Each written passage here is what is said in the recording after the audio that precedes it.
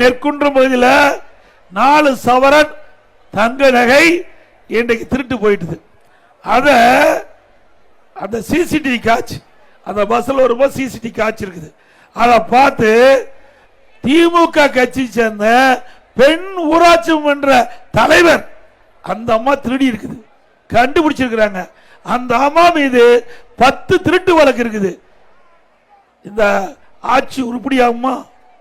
ஏங்க நினைச்சு பாருங்க, திமுக கட்சி சேர்ந்த ஒரு ஊராட்சி மன்ற தலைவர் திருடி இருக்கிறானா? இந்த ஆட்சி எப்படிப்பட்ட ஆட்சி? திருட்டுக்கு போல் ஆட்சி இல்ல. ஒரு பானை சோற்றுக்கு ஒரு சோறு பதம். அது மாதிரி ஒரு ஆட்சியினுடைய நிலைப்பாட்டை ஒரு சான்று மூலம் நாம தெரிஞ்சுக்கலாம். ஒரு ஊராட்சி மன்ற தலைவர்னா அந்த பகுதி மக்களுக்கு நன்மை செய்யக்கூடியவர்கள் தேர்ந்தெடுக்க வேணும். ஆனா திமுகவில் ஒரு திருட்டு வழக்கில் ஈடுபட்டு இப்ப திருடி கையும் களவுமா பிடிச்சிருக்கிறாங்க. இப்படிப்பட்ட ஆட்சி தொடர வேண்டுமா?